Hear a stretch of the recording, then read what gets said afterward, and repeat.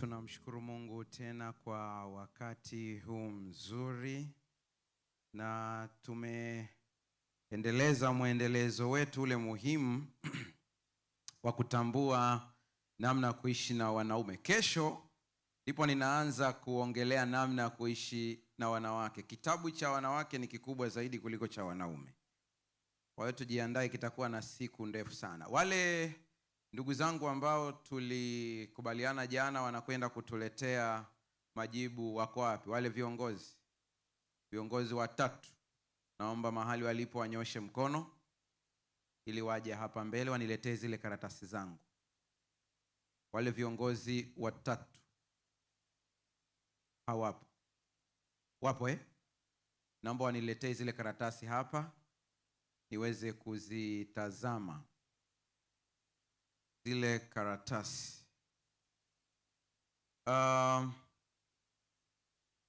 Kwa wale ambao huenda utakuta siku ya leo ndio unaanza kutazama kipindi hiki, tumekuwa na siku takriban 3 kama sijakosea, tukiangalia sayansi ya mwanamume, jinsi mwanamume alivyo, anavyowaza na vitu kama hivyo. Sasa hawa niliwapatia kazi moja, Mungu akubariki sana. Niliwapatia kazi moja ya kwenda kuangalia ni vitu gani ambao vikitendwa na wanawake vinaonekana kwamba hii ni utovu wa nidhamu. Sasa mtazisikiliza hii vitu leo tukivisoma hapa, na mtaniambia ni vitu gani vinafanana. Endapo katika nitakavyovisoma mtaniambia ni vitu gani vinafanana. Bado karatasi moja haijafika hapa. Mzee, ikiwa nimepata vizuri, karatasi yako ina mambo 11. 11 na nyuma tena ile nyingine iko wapi? Karatasi iliyobakia, mtu mmoja ndiye amebakia, hayupo. Nitasoma zilizopo, alafu tukishamaliza hii na wanawake nao wakati wa somo lile tutawapatia nao karatasi yao. Na kwa wale ambao wanafuatilia online sasa hivi, mnaweza pia nanyi mkacomment hapo kwenye comments zinazoendelea live kwenye live streaming. Unaweza, kama wewe ni mwanamume na umeoa, unaweza ukajibu hili swali: ni mambo gani ambayo wanawake wakiyatenda wanaume wanatafsiri kwamba ni utovu wa nidhamu, hawana heshima kabisa. Haya, kundi la kwanza ambalo wametaja mambo 5, kundi la pili 11, kundi la tatu ndio sijawaona mpaka sasa hivi. Kwa hiyo kama mkiwaona mtanisaidia, ikiwa sijamaliza kipindi basi alete karatasi hapa. Namba 1, ile kundi la mambo 5, wao walisema mambo 5. Namba 1, chumba cha kulala kuwa kichafu na kuto kutandika kitanda. Huu ni utovu wa nidhamu. Wamama wameisikia hiyo.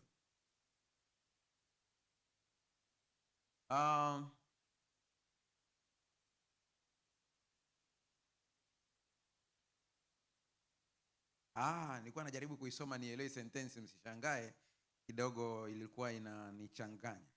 Kosa lingine sema la pili,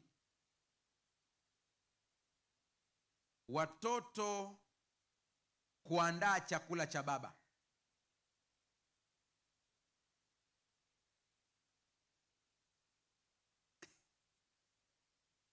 Umeona hiyo kitu hiyo Watoto kuandaa chakula cha nani?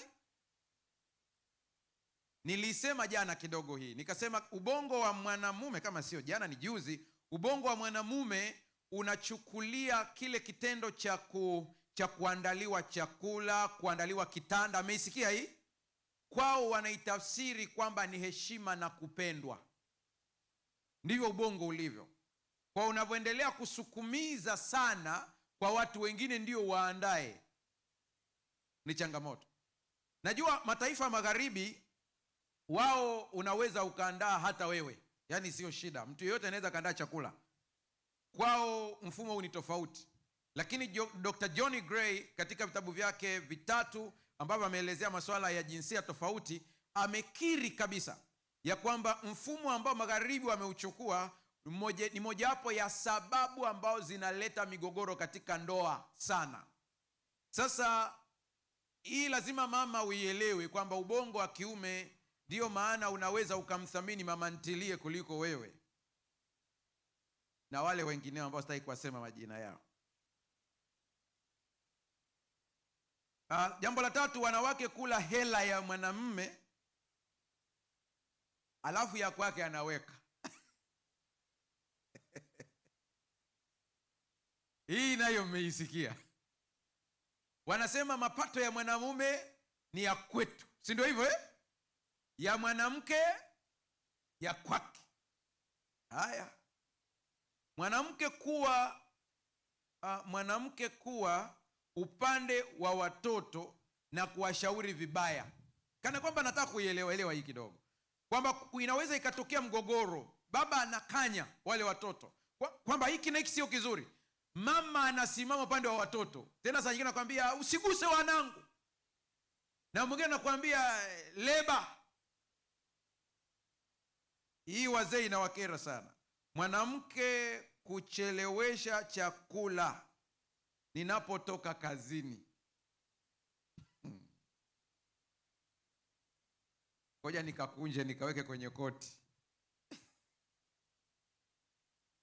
Kameingia kwenye koti akametulia. Ni mojawapo ya research zangu hizi, naenda kuzicompile. Sasa nataka ni balance hii ya mwisho vizuri, tuiweke katika uzani sawa. Ni kweli ikiwa umetoka kazini mwanamume, mama yuko pale nyumbani, una njaa, mwanamume anajisikia vizuri sana mama akiwahisha chakula, ni jambo zuri sana. Lakini upande mwingine pia kuna mali tunakosea sisi kama wanaume. Mmetoka wote kazini, mmetoka wote shamba, mnakuja nyumbani, mwanaume anakaa kwenye kochi anaangalia TV, mama anapika. Hili ni kosa la kiufundi. Sijasema la jinai. Ni kosa la nini? La kiufundi. Kwa sababu kama ni kuchoka wote mmechoka. Kwa hiyo ni vizuri mkapeana majukumu ili ile zoezi liende haraka sana. Hawa wenye 11 hawa, si nitayamaliza leo au nitaishia hapo alafu niendelee kesho. Akijibu tofauti na alivyoulizwa. Umesikia hii sentensi kwamba utovu wa nidhamu au anakerwa na unamuuliza hivi anajibu hivi. Nadhani kwenye somo la leo hii tutaigusa tunapomalizia habari ya bongo ya kiume, jinsi ninavyotafsiri taarifa. Kuelezea mipango ya ndani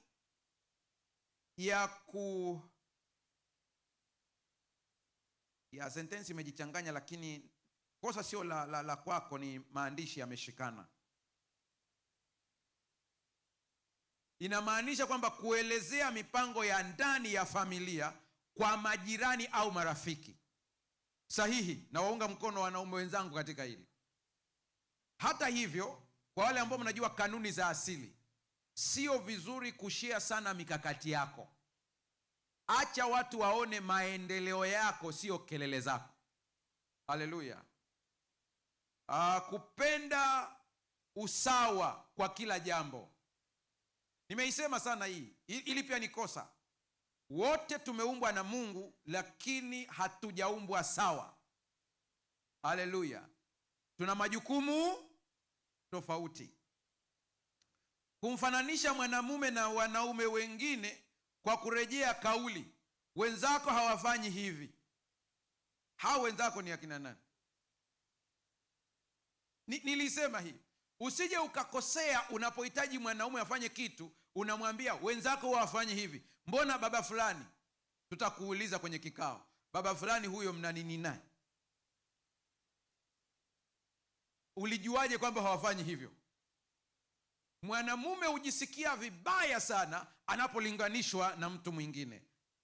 Kutotiliwa maanani mambo ya ibada nyumbani, muda wa maombi au kusoma neno, kutokuheshimiwa. Hii ni changamoto. Saa ya maombi imefika, bado ndio wanakaanga samaki. Haya. Kutokushughulikia makosa ya watoto pale wanapokosea na kumsubiri baba wa familia kutoa adhabu. Mimi hii naita ni uchonganishi.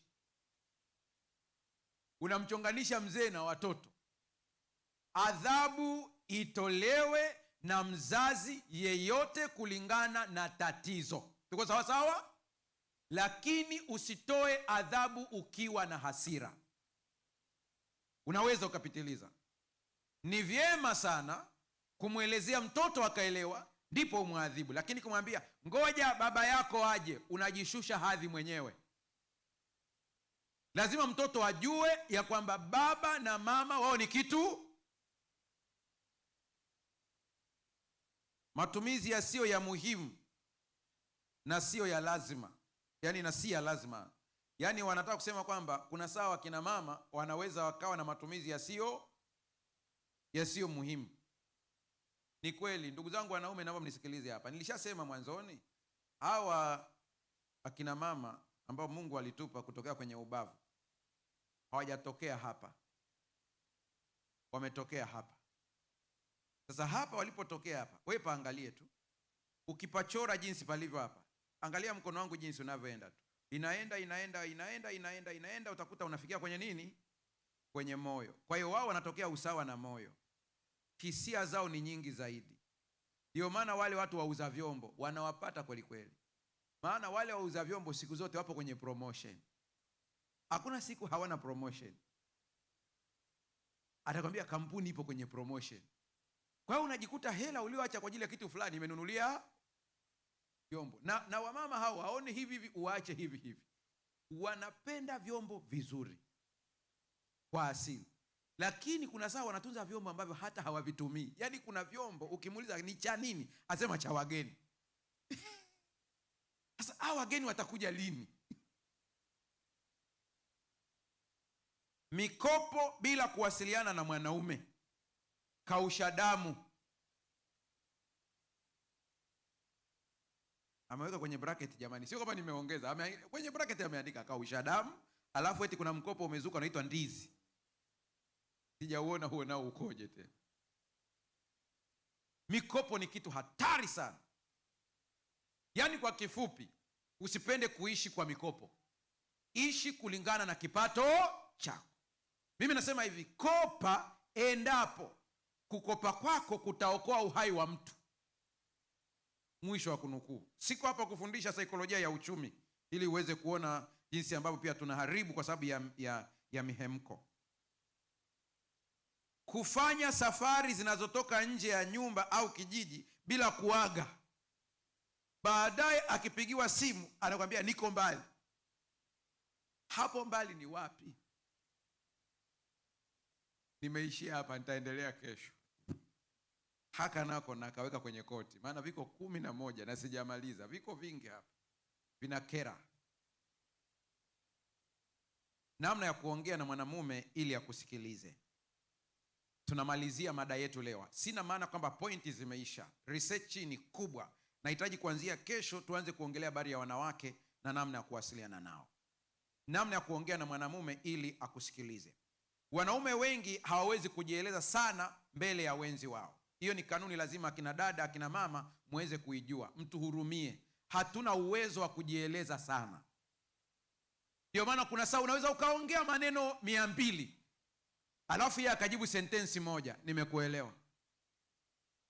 Sasa mwanamke anawaza, yaani maelezo yangu haya yote nimeeleza, sentensi yake ni hii, nimekuelewa. Huwa hawana maneno mengi na hawawezi kujieleza sana. Niliwaambieni kwamba ikatokea ufanye kosa la jinai, umwambie mume wako ya kwamba leo ukirudi nina maongezi na wewe, umemfukuza. Maana kwanza anaanza kuwaza kuna nini. Huwa wanapenda mipango iliyoko wazi, wajue mada. Mwambie mapema, leo nahitaji uwahi nyumbani tuongelee issue ya ada ya mtoto. Angalau umeshaanza kumpa taarifa, lakini nina mazungumzo. Jamaa anaanza kuwaza, kuna nini? Kwa hiyo anaweza atakachelewa. Ni kawaida kwa mwanamume kukimbia maneno mengi ya mwanamke. Usije ukashangaa. Ndivyo walivyo. Na nitakuonyesha namna ambavyo wanakimbia. Maneno yakiwa ni mengi hawawezi kustahimili. Wao wanakimbia. Na wana namna nyingi za kukimbia. Maana ubongo wao hauwezi kuyapokea yale maneno. Mithali 25 fungu la 24 anasema, ni afadhali kukaa katika pembe ya darini kuliko katika nyumba pana pamoja na mwanamke mgomvi. Sasa watu wakisikia neno ugomvi, mwanamke mgomvi, wanafikiri yule ambaye anapigana na hapana, sio hivyo. Anayeongea hapa ni Suleiman. anakuambia kuna vitendo ambavyo wanaume wao wanatafsiri kwamba huo ni ugomvi. Tutaviangalia vizuri. Neno la Kiebrania lililotumika pale kwenye hiyo sentensi hiyo, maana ile ni Kiebrania chenyewe, ni neno ambalo linatamkwa midianim, ambalo maana yake ni ugomvi, mashindano, mifarakano, ubishani.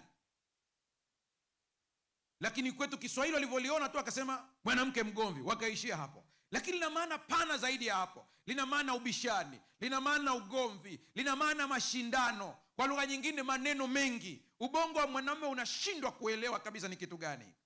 Sikia sentensi hii. Vipimo vya kisayansi vya kwanza kurekodiwa kuhusu tofauti kati ya jinsia vilifanyika katika makumbusho ya London na Francis Galton mwaka 1882. Ni muda mrefu kweli kweli. Aligundua kuwa wanaume walikuwa na uelewa mzuri zaidi wa sauti angavu au zilizo wazi, sauti kali au zenye mpangilio wa juu, walikuwa na nguvu zaidi ya mikono, na walikuwa na hisia ndogo za maumivu ikilinganishwa na wanawake. Utafiti wa awali kuhusu eneo maalum la kazi za ubongo ulitokana na wagonjwa waliopatwa na uharibifu wa ubongo. Iligundulika kuwa wanaume walioumia upande wa kushoto wa ubongo walipoteza sehemu kubwa au zote za uwezo wao wa kuzungumza na misamiati, ili hali wanawake waliopata uharibifu sawa wa ubongo hawakupoteza uwezo wa kuzungumza kwa kiwango sawa, ikionyesha kuwa wanawake wana zaidi ya eneo moja la kuongea. Ngoja nidadavue ili tuweze kuelewa, tuongee katika lugha ya kwetu ya kawaida. Angalia huu ubongo wangu jinsi ulivyo hapa. Tuko sawa sawa? Si unauangalia sasa hivi Utazame vizuri. Kuna upande wa kulia na upande wa nini? Wa kushoto. Sasa wanaume walipochunguzwa, sehemu ambayo inahusika na speech au kuongea, walipopata stroke au ajali ambayo ilipiga upande huu, walipoteza uwezo wao wa kuzungumza. Walipoangalia wanawake pia ambao walipata shida hiyo hiyo ya ajali, wakaathirika eneo hilo hilo, waliwaona bado wanaweza kuzungumza. Ndipo akagundua, naongea kwa lugha isiyo ya kitaalamu, ya kilei kabisa, wanawake wana viboksi vya ziada vya kuzungumza kuliko wanaume. Kwa hiyo wanaume wana kaboksi kamoja, kakipigwa hako ni mwisho wa kunukuu. Kwa hiyo mwanamke yeye ana vya ziada, ndio maana wanaongea. Sasa ikitokea kwenye kesi, naongelea kwenye ndoa sasa, kuna jambo limetokea, mnaelezana pale ndani, mwanamke anaongea kwa mihemko yake, anaongea kwa hisia zake, mwanamume hawezi kushinda hii kesi ya kujieleza, kwa sababu mwanamke atajieleza sana, nimehakikisha kuna hiki, anavyoongea mwanamume pale anawaza anazidiwa maneno. Sasa akizidiwa anaenda kwenye pembe ya dari. Sasa wanasema pembe ya dari maana yake ni nini? Haina maana kwamba anapanda kwenye pembe ya dari. Anaanza kujificha. Wanajeshi wanajua mnapokuwa vitani mkipigana, ikatokea kwamba umemuona adui anawashambulia ninyi, sio kila saa unarusha risasi, sio kila saa unapiga. Kuna saa nyingine inabidi utulie pale ulipo na uweke majani ya kutosha juu ya mwili wako, ili adui akija afikiri ni jani, kumbe ni wewe. Au wakati mwingine kuna namna ya kujikava, wanasaidiana kujikava. Wakati mwingine unatafuta jiwe kubwa kama liko mbele yako. Natoa tu mfano, wako upande wa pili na nyinyi mko upande huu, una bunduki yako, mnarushiana risasi, lakini wakati wanarusha hapa kuna jiwe kubwa. Mwanajeshi ambaye ana busara ya kivita, wakati akirusha risasi moja, anatakiwa ajihami chini ya jiwe, ili yule kule akirusha isimpate, ikiwezekana ipate kwenye jiwe. Hiyo ni kawaida. Sasa iko hivi, wanaume ni wanajeshi. Anapoona umemzidi kwa maneno, zile ni risasi, utakuta anatulia, anaanza kuchati, unaongea. Yaani ile ndio jiwe lake lile, anajikava. Risasi zikija, unisikilize, nakuuliza umemaliza? Yaani risasi zimeisha ili nianze kujibu? Maana wao maneno mengi kwenye ubongo wao inatafsiriwa kama mashambulizi. Akishindwa kujikava kwa staili hiyo, atatumia staili. Wanandoa wananielewa, ambao yani wengine hapa ninavyoongea mnakumbuka na matukio. Ni kawaida katika jeshi, kwenye vita, kufanya kitu kinaitwa ambush. Hata wanyama, simba wanafanya ambush. Kwa hiyo kuna saa unaweza ukisikia simba ananguruma, ni mojawapo ya staili zake za ambush. Mwanaume ukimrushia risasi maneno, mwisho anaweza kukwambia, yaani hiyo tu imetosha, maana yake anakuambia kaa mbali. Ndivyo walivyo. Sikia hii. Doreen Kimura, profesa wa saikolojia katika chuo kikuu cha Western Ontario, aligundua kuwa matatizo ya kuongea hutokea kwa wanaume pale tu upande wa kushoto wa ubongo unapoharibika, lakini hutokea kwa wanawake pale tu frontal lobe au sehemu ya mbele ya upande wote wa ubongo inapoharibika.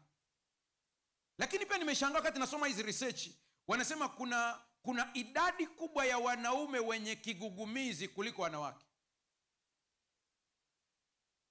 Yote inadhihirisha kabisa kwamba tuna namna tofauti ya kufikiria. Sikia, asilimia kubwa ya wanaume huomba msamaha kwa vitendo zaidi kuliko maneno. Yaani mmekosana kabisa, unasubiria baba fulani lazima niombe msamaha. Ndume inakwenda inanunua kilo 2 za steak ya nyama. Wewe huku unawaza, imekuaje, mbona ilikuwa ni dagaa siku zote? Ile ni message, anakuambia yaishe. Mmegombana, umemwelezea, mmebishana kweli kweli, amegundua amekosea, na anajua kabisa amekosea, kwa sababu hawana maneno mengi ya kujieleza. Unashangaa tu baada ya siku 2-3, pap, iPhone macho matatu. Hata unashangaa imekuwa kuaje? Yaani ndio taarifa hiyo ameshaisema hivyo. Ni pale tu anapopata jibu ndipo anaponena au kuonekana mchangamfu, kuonyesha yuko tayari kuwasilisha suluhisho. Ni dadavue hii kidogo. Mara nyingi ni wanyamazifu wanapoona hawana majibu ya matatizo yao. Ukimuona amekuja anaongea mwanamume, jua ameshapata jawabu tayari. Nendeni popote pale mtakapoenda, iwe mmetoka out kwenye restaurant, mnakula chakula popote pale, mnaweza mkakaa pale mnaongea, afu baadaye unashangaa mume wako amenyamaza, haongei tena. Sasa unajiuliza, tumetoka, mbona haongei? Yaani maneno yake yameisha, hana mengine. Ukitaka endelee kuongea, mletee matatizo ili atatue. Wanaume huongea zaidi ndani ya vichwa vyao, kwa sababu hawana uwezo wa maneno wa nje kwa mawasiliano kama wanawake. Mwanamume anapokaa na kutazama nje ya dirisha, kipimo cha ubongo kinaonyesha kuwa ana mazungumzo na nafsi yake ndani ya kichwa chake kuliko anavyoweza kuongea. Hujanielewa? Yaani ukashangaa tundu imetulia tu hivi. Usije ukamwambia, mbona umenyamaza tu? Hajanyamaza tu, ana vikao.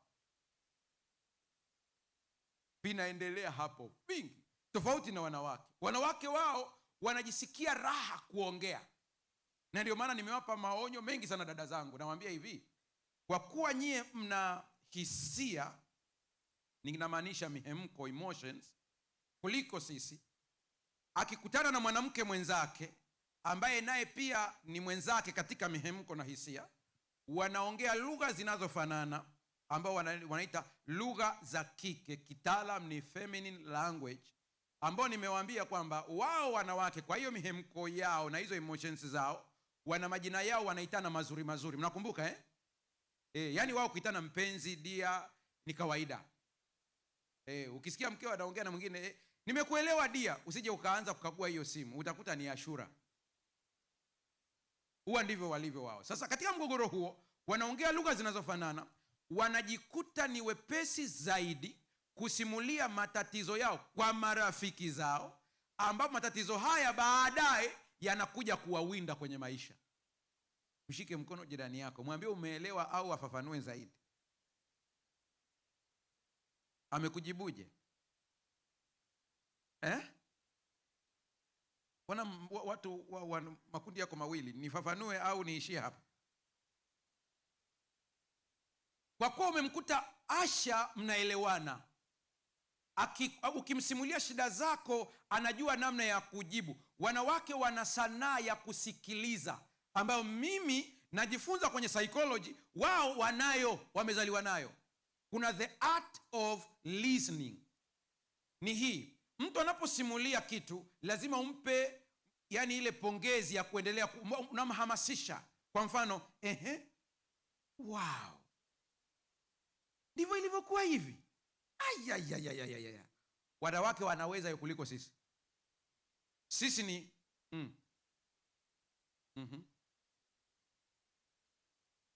Sasa akimkuta mwanamke mwenzake ana hiyo kuelezea vizuri, akieleza anamwita jamani, ikawa hivyo, anaanza kuachia siri za wapi? Za moyoni, na anaanza kumwelezea, maana amemwamini, moyo wake humwamini. Anaanza kuachilia, anaongea mpaka vitu ambavyo aliapa sitasema, anajikuta amemwambia. Sasa kesho na kesho kutwa wamekosana, na bahati mbaya sana, kwa vile wote wana mhemko. Huyu naye ataambia ni siri, na mimi sitasema hii kilichoniambia, umeniamini, sisemi. Na yeye atahemka kwa mwingine tena, akihemka kwa mwingine tena, naye anaongea, anambia kuna kitu nataka nikwambie. Nini? Na kuamini.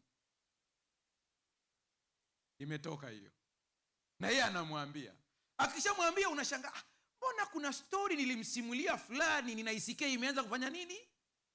Kuzunguka. Haya maneno uliyoyasema yanakuwinda wewe mwenyewe, hukujua kutumia emotions zako. Ndio maana wataalamu wamekuja na theory mpya sasa hivi ya miaka 90, wanaita emotional intelligence, werevu wa kihisia. Yani kuna saa unatakiwa usikie hisia zako zikija, usikie kabisa inakuelekeza kuongea kitu fulani au kufanya kitu fulani, lakini uziambie siwezi, hicho sitasema, hicho hapana. Ukifikia hiyo hatua, wewe umekuwa na emotional intelligence. Haleluya. Kanuni rahisi ni hii: sema kitu ambacho una uhakika hata kesho hakitakuletea madhara. Kabla hujasema jiulize, hivi hiki kikibuma kesho inakuwaje? Ukiona kina madhara, funga mdomo wako. Zipo tafiti zinaonesha wanawake wanaongea maneno mengi kuliko wanaume. Nadhani siku moja pia Dr. alisema hapa mbele, nitaongea lakini pia nitabalance kwenye hizi research. Inaaminiwa kwamba wanawake hutumia karibu maneno 20,000 kwa siku, wakati wanaume hutumia takriban maneno 7,000. Hii ilienezwa na Lon Bresndine katika kitabu chake cha The Female Brain. Kwa kuna saa unashangaa amenyamaza, 7,000 yameshaisha, hana mengine tena ya ziada. Japo watafiti wengine kama Dr. Matthias Mell wanapinga kwa madai kuwa alikuta wanawake wameongea maneno 16,215 na wanaume 15,669, ambayo kwa tafiti ni kama zina uwiano, ila kwa namba zimepishana. Mmesikia haya matokeo ya hii research ya jamaa? Au nirudie tena? Wanawake 16,215, wanaume 15,669, wamepishana kwa maneno mangapi? Nione kama kuna mtu ambaye hisabati naye haikumsumbua sana. Narudia tena. Wanawake waliongea maneno 16,215 na wanaume 15,669. Tofauti ya maneno mangapi? Kristo wa neema yote. Calculator zimeharibu watu kabisa. Kwa yeye Dr. Matthias akasema sioni tofauti kubwa, lakini ukiangalia kuna tofauti kama 1,000 na kitu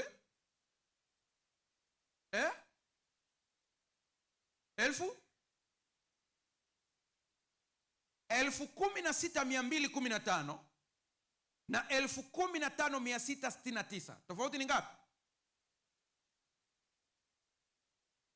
Kwa hiyo sio mengi sana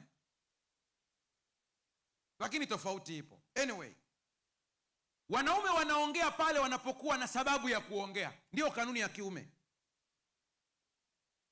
wakati wanawake wanaongea pale wanapojisikia kuongea. Yaani ukimwambia mwanaume tuongee, anakuambia nini?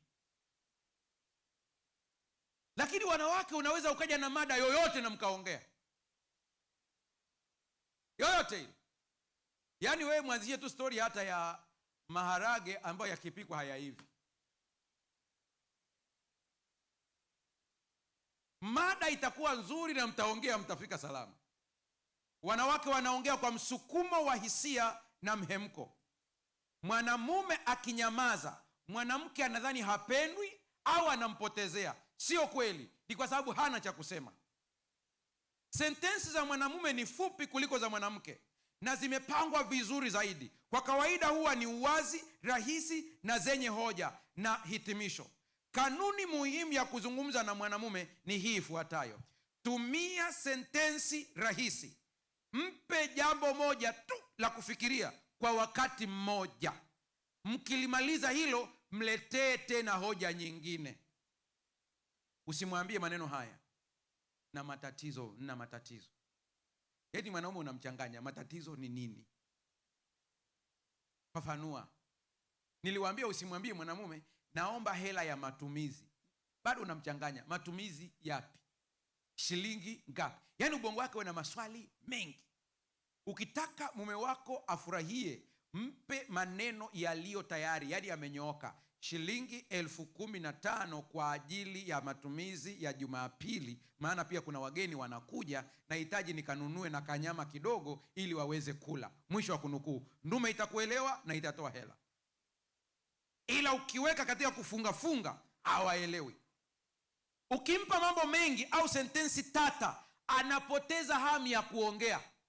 Kwa mfano, wanawake 1% wanahitaji wanaume watabiri tu kwamba ana shida gani. Nataka kuambia dada zangu, wanaume sio manabii, waeleze direct shida iliyopo. Eti kwani we huoni? Haoni. Usimpe mambo mengi, na ukiongea, ongea straight.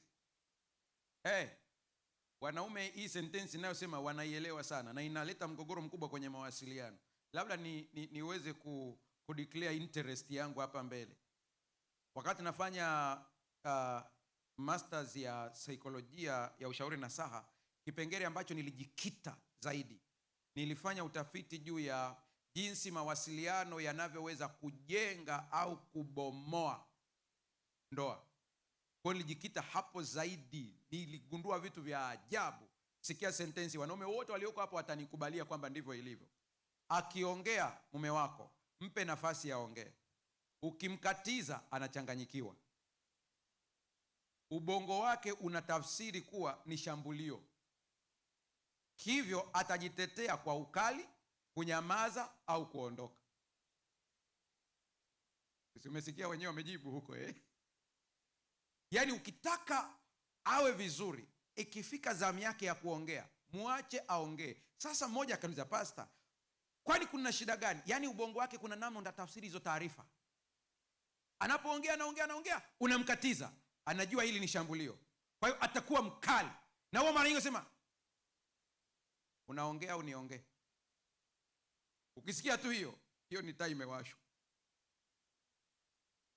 Alafu anakuambia nyingine, anaweza kusema, nilikupa muda wa kuongea, kumbe ulikuwa hujamaliza. Yaani sasa nataka kusema ngoja ninyamaze wewe uongee. Sasa kwa nini wanawake wanakatiza mazungumzo? Ni kwa sababu wao kila sentensi wanaitafsiri na emotions. Kwa hiyo unaweza ukaongea kitu, mama huku hewa imejaa, anashindwa kupumua. Yaani ukimpima hapo pafu limejaa. Anataka aseme, kwa hiyo subiria hapo kabla sijasahau hapo kwenye hiyo habari hiyo. Mwanaume anakuambia, acha nimalize. Sikia hii. Akiongea, nimesema mpe nafasi aongee, amalize vizuri.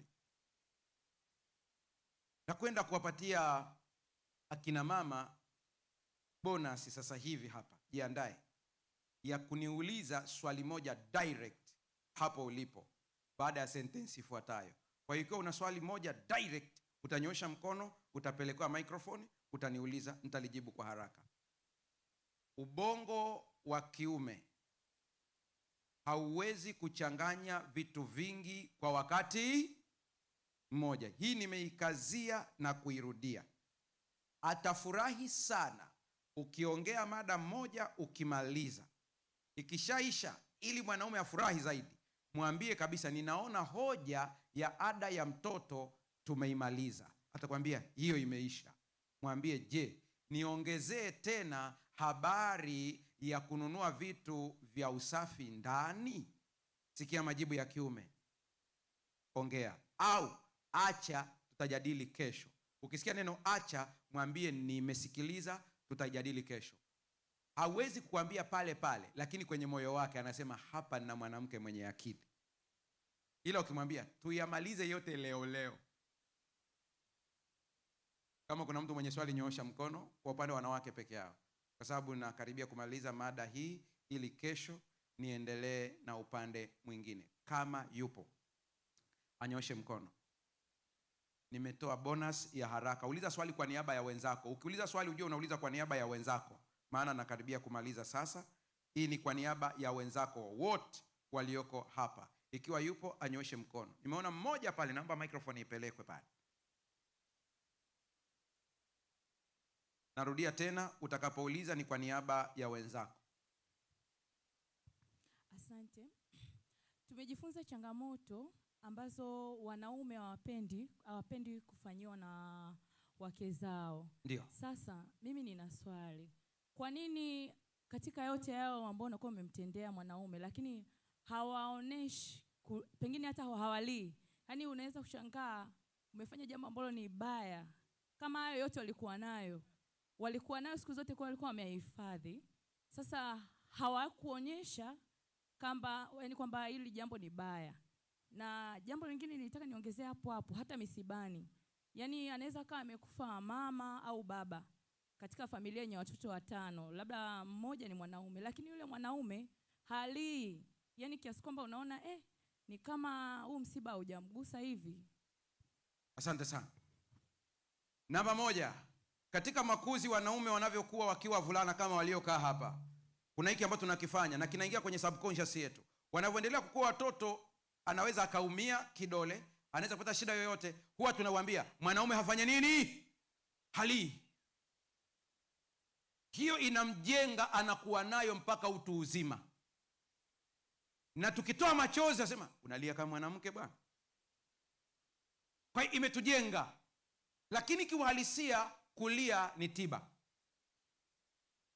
Hata mimi nayeongea na wewe ninajishauri, maana mimi ni mgumu kulia.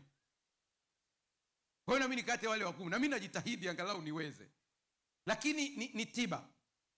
Kuhusu kuongea haya mambo, wanaume walio wengi walioko hapa ukiwauliza, sio wepesi kuelezea shida zao.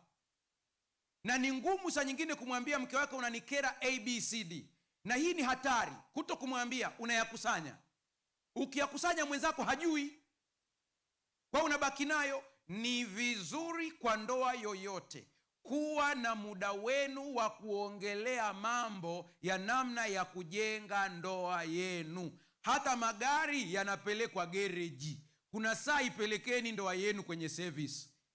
Na service huwa haipeleki sehemu tu yoyote. Pangeni muda, mnaenda ambia mwenzangu kaa hapa, saa imefika. Ni mambo gani unaona katika hii ndoa niyaboreshe ili ndoa yetu iende vizuri? Na mwenzako akikwambia mambo yake, usiyapuuze, maana yanaweza kuwa madogo kwako lakini makubwa kwake. Acha atoe vyote moyoni. Akivitoa vyote moyoni, kuna maeneo utagundua ulikuwa unachemka, utaanza kuyarekebisha vizuri. Kwa asili wanaume si wepesi kuongea shida zao, maana wanajiona wakiongea shida zao ni kama vile wamejishusha hadhi. Hii imewaumiza kwa miaka mingi sana. Wanakufa wakiwa na pressure, mambo ya stroke, msongo uliopitiliza, wanaumia sana. Ndiyo sababu ninahisi inabidi huko baadaye tuanzishe klabu ya wanaume ambayo tunakutana. Unaambia wamekaa hapo, tunazima kamera na simu zinakaa pembeni. Unaambia kila mmoja eleza mgogoro unaopitia.